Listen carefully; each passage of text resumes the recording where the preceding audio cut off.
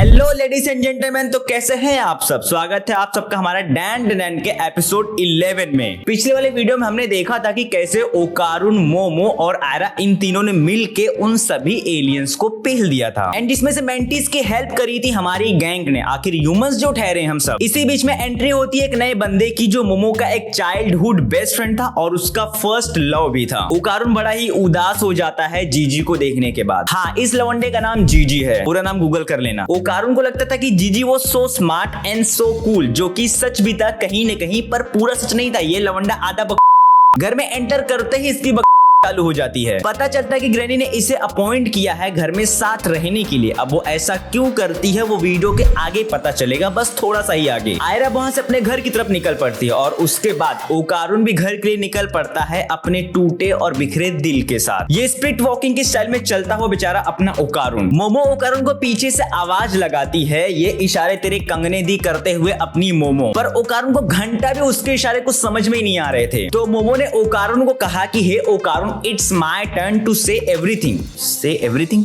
But किसके बारे में? खैर, अब ओकारुन अपने घर के लिए निकल पड़ता है। ना इसके बाद हम जीजी, मोमो और ग्रैनी को देखते हैं जो आपस में झगड़ रहे थे जीजी को लेके। कुछ देर के बाद जीजी ने अपनी प्रॉब्लम्स को बताया। उसने बताया कि कुछ दिनों से मुझे घोस्ट दिखाई दे रहे हैं और एक ऐसी स्पिरिट जो मुझे परेशान कर रही है। एंड दैट डे मैंने उस कर्स स्पिरिट को अपनी आंखों से देखा जिसकी कर्स पावर्स मुझे टच कर रही थी। जीजी इस प्रॉब्लम को सॉल्व भी करवा रहा था, पर जो बंदा इस केस को हैंडल कर रहा था उसने लिया इस इविल स्पिरिट की वजह से। एंड तब से किसी ने भी उसकी हेल्प नहीं की इस केस में। फिर मेरे इस केस को देखने के बाद कुछ लोगों ने मुझे सजेस्ट किया कि इस केस को सिर्फ एक ही शख्स हैंडल कर सकता है और वो है तुम्हारी ग्रैंड माँ। खैर, ये सही है। इनके पैरानॉर्मल एडवेंचर में एक और नया मेंबर जुड़ गया इनके साथ। अगले दिन हम स्कूल में देखते हैं जहां पर जीजी ने खुद को ट्रांसफर करवा लिया था in the same school and same class of momo. जीजी की पर्सनैलिटी काफी ऑसम थी जिसको से सभी लड़कियां उसे भाव और लड़के उसे घाव देना चाहते थे। मोमो के फ्रेंड्स भी जीजी से काफी इंप्रेस हुई थी, पर खबरदार जो मोमो के करीब भी आया तो ओकारुन इसका बॉयफ्रेंड है। भाई, इस मामले में तो मैं हिडान की बेटी को 10 आउट ऑफ 10 दूंगा। ओकारुन क्लास में बैठा सिर्फ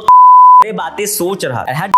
एक्सप्लेन करना ओकारुन के इस वाले सीन को। लंच के बाद ओकारुन क्लासरूम से बाहर एक्सरसाइज कर रहा था जहां पर मोमो भी आ जाती है और मोमो को देखने के बाद ओकारुन ने अपना एक आसन ही बदल लिया। मोमो ने ओकारुन को लंच के लिए इनवाइट किया पर लवंडे ने मना कर दिया। अब वहां पर जीजी भी आ जाता है। उसने मोमो के लिए एक मिल्क का पैकेट लाया and then Momo was so happy, पर ओकारुन की है। भाई, क्या लवंडा है यार, ये इतने जल्दी गिव अप कर रहा है अपने प्यार को हासिल करने में। ओकारुन जैसे ही वहां से जाने की कोशिश करता है उसके सामने कोई टॉय जैसा ह्यूमन था जो उसकी तरफ तेजी से भागते हुए आ रहा था। उसने ओकारुन को मारी जोरदार टक्कर और मोमो को भी टक्कर मारने वाला था, पर जीजी उसे बचा लेता है। मोमो अपने साइकिक पावर से उसे रोकने की कोशिश करती है पर वो उसे भी ले उड़ता है। रेसिंग कर रहा है ये भी, पहले टर्बो करी और ये। ओकारुन खुद को ट्रांसफॉर्म करने से पहले अपने मोजे और जूते को साइड में रखता है और हाँ, अगर इस बार इसका यूनिफॉर्म फटा तो पक्का ग्रैनी इसकी देगी। मोमो को बचाने के लिए वो भी उसका पीछा करने लगता है। खैर, हम देखते हैं कि ओकारुन ने मोमो को बचा लिया, पर जो वो ह्यूमनाइड टॉय था वो स्कैटर होके वापस से जुड़ जाता है। पर प्रिकॉशंस को फॉलो करते हुए मोमो ने पहले से उसके बॉडी के पार्ट में से उसका जो दिल था उसे कैप्चर कर लिया था। काला जादू मार के जैसे ही मोमो उसके हार्ट को प्रेस करती थी वो दर्द से चिल्लाने लगता था। सीन के आगे हम देखते हैं कि जैसे ही मोमो और ओकारुन ने उस बंदे को पकड़ लिया उसके पीछे से किसी लड़की की आवाज आती है। उस आवाज में किसी का नाम था, वो नाम था टोरो। और ये टोरो नाम किसी और का नहीं बल्कि ह्यूमनाइड टॉय का ही था। एक्चुअली टोरो डंपिंग ग्राउंड में इसे ही ढूंढने के लिए आया था। हम देखते हैं कि वो लड़की कोई और नहीं बल्कि वो भी एक आर्टिफैक्ट डॉल होती है जो कि टूटी हुई थी। टोरो उसे वहां से ले जाने के लिए आया होता है एंड जस्ट बिकॉज की they are both in love. Serious वाला लव था इनका। उसने अपने लव को कन्फेस किया, पर घंटी यहाँ पर ओकारुन के दिल में बज रही थी। ना उसके लिए नहीं बल्कि मोमो के लिए। ओकारुन को रियलाइज हुआ कि उसे इतने जल्दी गिव अप नहीं करना चाहिए मोमो को लेके। स्कूल के लोगों ने इसे यहाँ पर फेंक दिया था जस्ट बिकॉज की ये ब्रेक हो गई थी। अब क्वेश्चन यह आता कि आखिर इनमें जान कैसे आई। वेल, ये सारे कॉन्सेप्ट तो अपने नेक्स्ट वीडियो में ही क्लियर होगा, पर जहां तक सवाल टोरो का है वो किसी इविल आई से पजेस है। वेल, एक हिडन डिटेल ये भी कि इनका जो हाफ बॉडी है वो ह्यूमन स्किन से कवर है और जो हाफ बॉडी है वो स्किन से अनकवर है। जहां तक मुझे लगता है कि ये पहले एक ह्यूमन ही थे जिन्हें टॉय में बदल दिया गया है। वेल, ये सभी कॉन्सेप्ट तो हमारे अगले वीडियो में ही क्लियर होगा। सो गाइस, अब मिलते हैं अपने नेक्स्ट वीडियो में जहां पर हम देखेंगे कि मोमो और ओकारुन जीजी के केस को सॉल्व करने के लिए एक नए एडवेंचर पर निकल पड़े हैं उस स्पिरिट की बचाने के लिए। एंड तब तक के लिए टेक केयर, लव यू, सी या एंड सायोनारा।